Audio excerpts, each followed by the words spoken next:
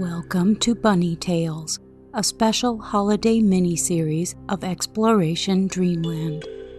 Hop off to Dreamland with us as we read the short story Little Bun Rabbit from Mother Goose in Prose by L. Frank Baum.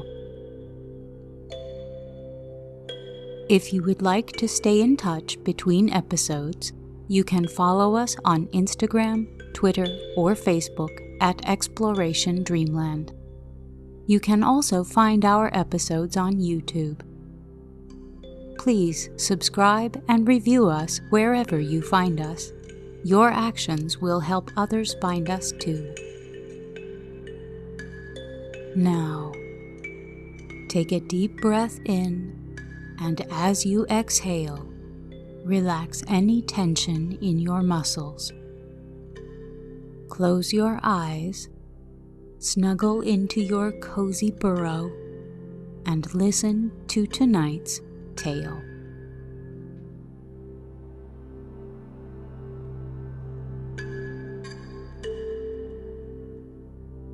This story was inspired by a nursery rhyme and features a rather famous little farm girl as well as Santa Claus himself. Little Bun Rabbit from Mother Goose in Prose by L. Frank Baum. Oh, little bun rabbit, so soft and so shy, say what do you see with your big round eye? On Christmas we rabbits, says Bunny so shy, keep watch to see Santa go galloping by. Little Dorothy had passed all the few years of her life in the country, and being the only child upon the farm, she was allowed to roam about the meadows and woods as she pleased. On the bright summer mornings, Dorothy's mother would tie a sunbonnet under the girl's chin, and then she romped away to the fields to amuse herself in her own way. She came to know every flower that grew, and to call them by name, and she always stepped very carefully to avoid treading on them, for Dorothy was a kind-hearted child, and did not like to crush the pretty flowers that bloomed in her path. And she was also very fond of all the animals, and learned to know them well, and even to understand their language, which very few people can do. And the animals loved Dorothy in turn, for the word passed around amongst them that she could be trusted to do them no harm. For the horse, whose soft nose Dorothy often gently stroked, told the cow of her kindness, and the cow told the dog, and the dog told the cat, and the cat told her black kitten, and the black kitten told the rabbit when one day they met in the turnip patch. Therefore, when the rabbit, which is the most timid of all animals, and the most difficult to get acquainted with, looked out of a small bush at the edge of the wood one day, and saw Dorothy standing a little way off, he did not scamper away, as is his custom, but sat very still and met the gaze of her sweet eyes boldly, although perhaps his heart beat a little faster than usual. Dorothy herself was afraid she might frighten him away, so she kept very quiet for a time, leaning silently against a tree and smiling encouragement at her timorous companion, until the rabbit became reassured and blinked his big eyes at her thoughtfully, for he was as much interested in the little girl as she in him, since it was the first time he had dared to meet a person face to face. Finally, Dorothy ventured to speak, so she asked very softly and slowly, "Oh, little bun rabbit, so soft and so shy, say, what do you see with your big round eye?" "Many things," answered the rabbit, who was pleased to hear the girl speak in his own language. In summertime, I see the clover leaves that I love to feed upon, and the cabbages at the end of the farmer's garden. I see the cool bushes where I can hide from my enemies, and I see the dogs and the men long before they can see me or know that I am near, and therefore I am able to keep out of their way. Is that the reason your eyes are so big? Asked Dorothy. I suppose so, returned the rabbit. You see, we have only our eyes and our ears and our legs to defend ourselves with. We cannot fight, but we can always run away, and that is a much better way to save our lives than by fighting. Where is your home, Bunny? Inquired the girl. I live in the ground, far down in a cool, pleasant hole I have dug in the midst of the forest. At the bottom of the hole is the nicest little room you can imagine, and there I have made a soft bed to rest in at night. When I meet an enemy, I run to my hole and jump in, and there I stay until all danger is over. You have told me what you see in summer, continued Dorothy, who was greatly interested in the rabbit's account of himself. But what do you see in the winter? In winter, we rabbits, said Bunny so shy, keep watch to see Santa go galloping by. And do you ever see him? Asked the girl eagerly. Oh yes, every winter. I am not afraid of him nor of his reindeer, and it is such fun to see him come dashing along, cracking his whip and calling out cheerily to his reindeer, who are able to run even swifter than we rabbits. And Santa Claus, when he sees me, always gives me a nod and a smile, and then I look after him and his big load of toys which he is carrying to the children, until he has galloped away out of sight. I like to see the toys, for they are so bright and pretty, and every year there is something new amongst them. Once I visited Santa and saw him make the toys. Oh, tell me about it, pleaded Dorothy. It was one morning after Christmas, said the rabbit, who seemed to enjoy talking, now that he had overcome his fear of Dorothy. And I was sitting by the roadside when Santa Claus came riding back in his empty sleigh. He does not come home quite so fast as he goes, and when he saw me, he stopped for a word. You look very pretty this morning, Bun Rabbit, he said in his jolly way. I think the babies would love to have you to play with. I don't doubt it, Your Honor, I answered, but they'd soon kill me with handling, even if they did not scare me to death, for babies are very rough with their playthings. That is true, replied Santa Claus, and yet you are so soft and pretty. It is a pity the babies can't have you. Still, as they would abuse a live rabbit, I think I shall make them some toy rabbits which they cannot hurt. So if you will jump into my sleigh with me and ride home to my castle for a few days, I'll see if I can't make some toy rabbits just like you. Of course I consented, for we all like to please old Santa. And a minute later I had jumped into the sleigh beside him, and we were dashing away at full speed toward his castle. I enjoyed the ride very much, but I enjoyed the castle far more, for it was one of the loveliest places you could imagine.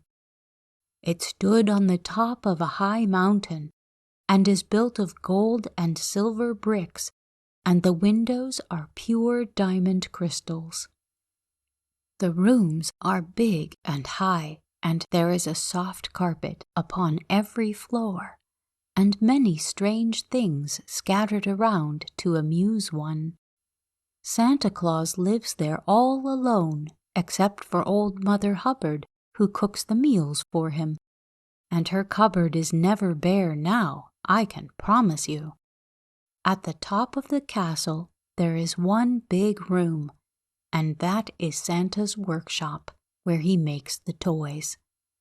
On one side is his workbench, with plenty of saws and hammers and jackknives, and on another side is the paint bench, with paints of every color and brushes of every size and shape. And in other places are great shelves where the toys are put to dry and keep new and bright until Christmas comes and it is time to load them all into his sleigh. After Mother Hubbard had given me a good dinner, and I had eaten some of the most delicious clover I have ever tasted, Santa took me up into his workroom and sat me upon the table. "If I can only make rabbits half as nice as you are," he said, "the little ones will be delighted." Then he lit a big pipe and began to smoke, and soon he took a roll of soft fur from a shelf in a corner and commenced to cut it out in the shape of a rabbit. He smoked and whistled all the time he was working, and he talked to me in such a jolly way that I sat perfectly still and allowed him to measure my ears and my legs so that he could cut the fur into the proper form. "Why, I've got your nose too long, Bunny," he said once, and so he snipped a little off the fur he was cutting, so that the toy rabbit's nose should be like mine. And again he said, "Good gracious, the ears are too short entirely." So he had to get a needle and thread and sew on more fur to the ears so that they might be the right size. But after a time it was all finished, and then he stuffed the fur full of sawdust and sewed it up neatly. After which he put in some glass eyes that made the toy rabbit look wonderfully lifelike. When it was all done, he put it on the table beside me, and at first I didn't know whether I was the live rabbit or the toy rabbit. We were so much alike. "It's a very good job," said Santa, nodding his head at us pleasantly. "And I shall have to make a lot of these rabbits, for the little children are sure to be greatly pleased with them." So he immediately began to make another, and this time he cut the fur just the right size, so that it was even better than the first rabbit. "I must put a squeak in it," said Santa. So he took a box of squeaks from a shelf and put one into the rabbit before he sewed it up. When it was all finished, he pressed the toy rabbit with his thumb, and it squeaked so naturally that I jumped off the table, fearing at first the new rabbit was alive.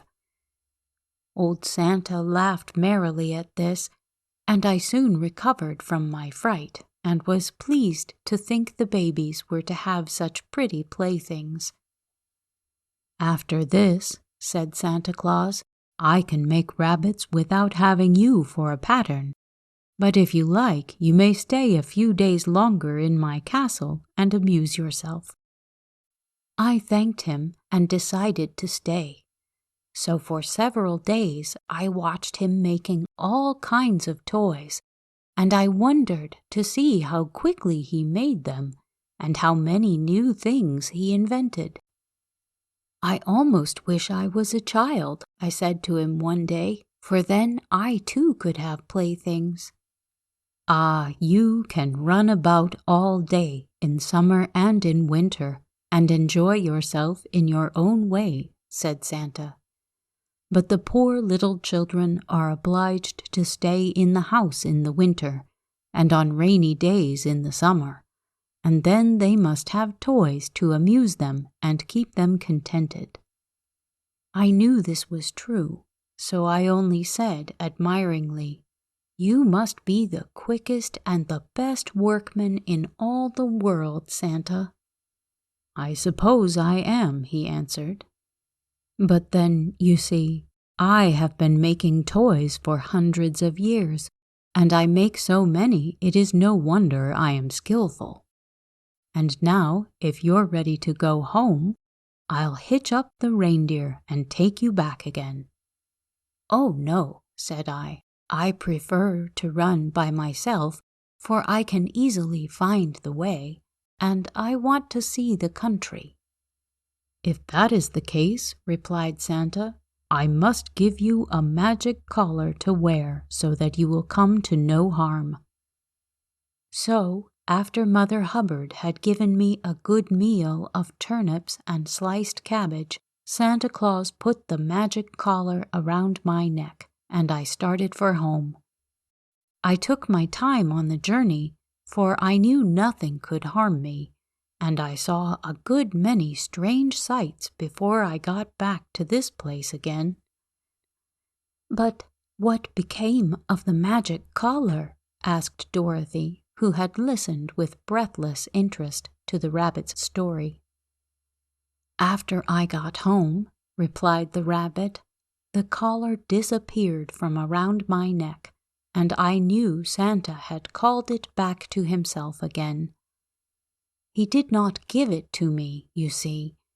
He merely let me take it on my journey to protect me. The next Christmas, when I watched by the roadside to see Santa, I was pleased to notice a great many of the toy rabbits sticking out of the loaded sleigh. The babies must have liked them too, for every year since I have seen them amongst the toys. Santa never forgets me, and every time he passes, he calls out in his jolly voice, "A Merry Christmas to you, Bun Rabbit. The babies still love you dearly." The rabbit paused, and Dorothy was just about to ask another question when Bunny raised his head and seemed to hear something coming. "What is it?" inquired the girl.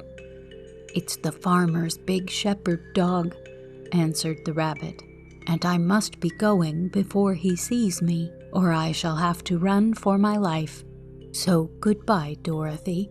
I hope we shall meet again, and then I will gladly tell you more of my adventures." The next instant he had sprung into the wood, and all that Dorothy could see of him was a gray streak darting in and out amongst the trees.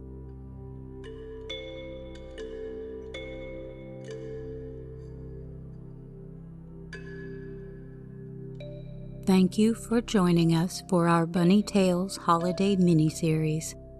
After a short break, we will return to our regular season.